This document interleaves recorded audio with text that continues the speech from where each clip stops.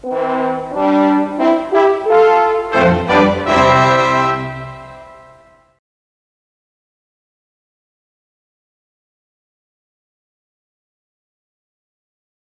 friends, it's always nice to get something for free, isn't it? Buy one get one free, and I thought that's what I'd do today, give you an extra video. So I was over with my buses today. I was putting the rubber trim on Leo the Leopard around the back, the spacer in the window rubber, and I've just fired up Perky, and I thought I would do a little video on driving a Bristol VR. What's it like to drive a Bristol VR? So as you can see, the cab of Perky is all unrestored at the moment, but it's reasonably tidy. Now the speedometer doesn't work. A lot of Bristol VRs have that problem, and it can either be the sender unit in the gearbox at the back, it can be a problem with the speedo unit itself. They all tend to leak as well, and unfortunately now she's living outside, she does leak quite dramatically.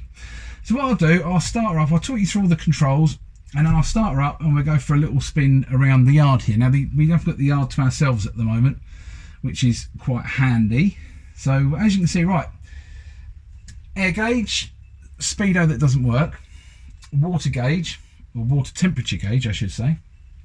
Now we've got the master switch, the main switch, and then we've got the fog light, the headlight, side and tail, and the electric wiper switch. Now that's quite interesting because this bus isn't fitted with electric wipers.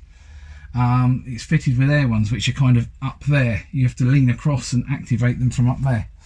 And you've also got a little knob. I don't think you'll see that. It's just out of sight here, which also controls them, but it relies on the air valve being open on the wipers for the one down here to work.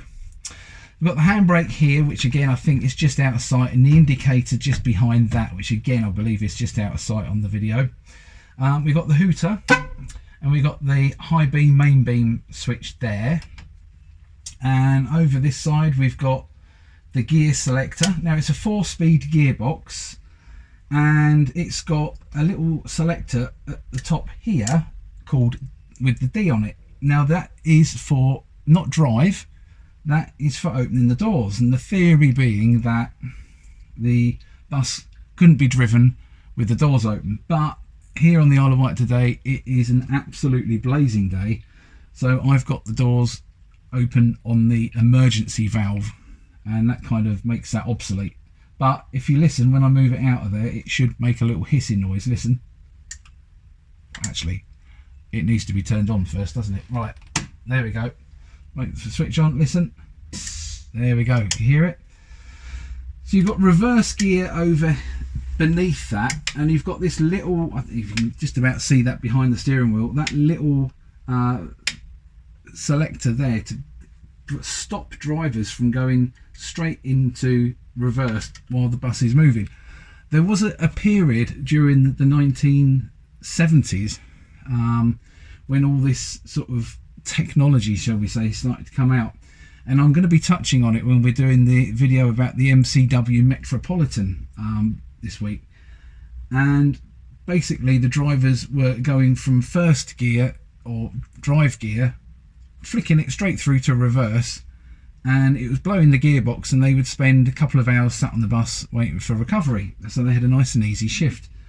And to counteract that, they put all these interlocks on, and this little knob here is one of these interlocks, so you can't go into reverse unless you pull that interlock out. So you can't do it accidentally. If you don't pull that interlock out, it only goes down as far as that. So you've got first gear, you've got second gear, you've got third gear, and you've got fourth gear. Now we're not going to be going up anywhere near as far as that with all that at the moment. Over here, that's now lit up because I put the master switch on, is what's known as the bingo board on the Bristol VR. So you've got the low oil pressure light on at the moment because the ignition is on but the engine's not running. You've got the quaint generator no charge, which means that your batteries aren't getting charged. Brake air pressure, gearbox air pressure, emergency door open, engine door open, low water level, and then your turn indicators, which I don't, yeah, it does work on this one, because they sometimes flash on the turn indicator itself and sometimes they flash there. and this one flashes on both bases, so it's quite unique. What I'm going to do, excuse me, I've been sanding a little bit on this bus and a little bit of the dust has gone down the back of my throat. Oh, incidentally, all the interior light switches are down here out of sight, well down here out of sight, as are the washers and everything like that. So what I shall do is give her a fire up, get her started, and then we'll go out just around the yard a couple of times. Now you see the oil pressure, low oil pressure light has gone out,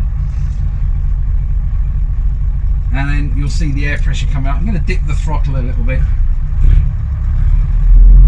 You'll see the air pressure climbing. Hopefully you can see that behind the steering wheel. Idealistically you want them both at 120, 120, 120. It's like 20 past 2 when you're looking at it as if it was a clock. And you can hear the air tank starting to fill up. She's a bit cobwebby, unfortunately, because she's not been moved for about 3 weeks. Normally I come over and give her a little fire up and her move quite a bit, but we've been here, there and everywhere organising the Thanet Vintage Bus Running Day, as you know. So this is the first real time that she's been run up for about 3 weeks.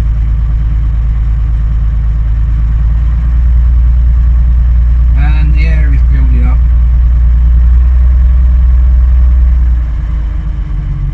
This one's got a hydraulic throttle and it's a little bit heavier than the air throttle on the Series 3s. Some of the Series 2s were converted to air throttle and some of the Series 2s were converted to power steering. This one hasn't been converted to power steering.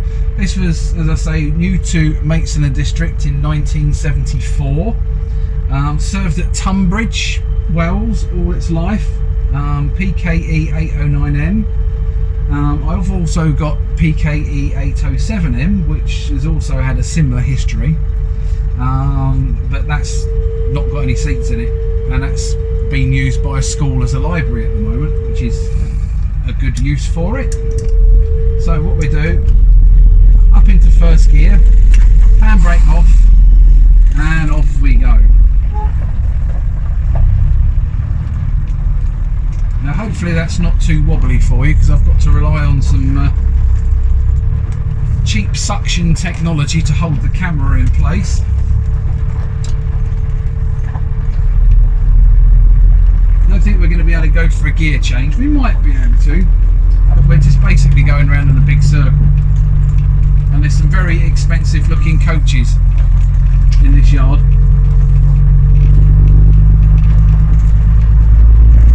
We'll go for a gear change, shall we? Right, pause in neutral, into second, back on the gas, there we go. And then to change down, slow it down, into neutral, and some say dip the throttle like that, and then across. Sometimes you have to dip the throttle, sometimes you don't. As long as you pause between the gears and don't go slamming it up and down between the gears, it's all pretty good. And this one does drive rather nicely, considering she spent about 16 years laid up in a yard, sorry, I was going to say barn then, laid up in a yard in Kent. She drives incredibly nicely for an old girl. Well, I say an old girl, she's the same age as me, so I'm not doing myself any favours there, am I? You see that air pressure's built right nicely up now to 120 and 120. And what I shall do, I shall pop her back into her parking space and we'll call it a day.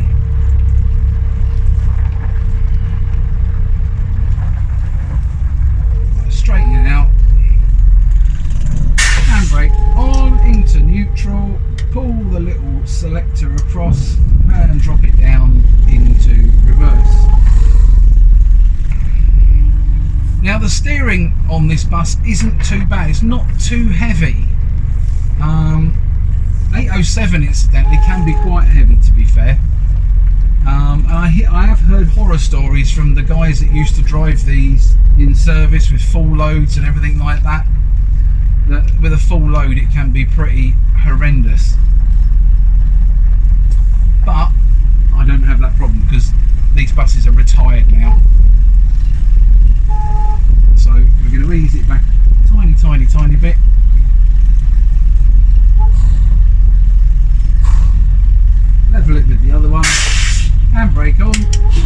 neutral. And there we go. That was a little spin around the yard in PKE809M. I hope you enjoyed that. Thank you ever so much for watching, and I shall be back at the end of the week with a new video. Classic bus histories. Actually, that's a lie, it's not classic bus histories, is it? I need to check that, because it's actually National Bus Company histories.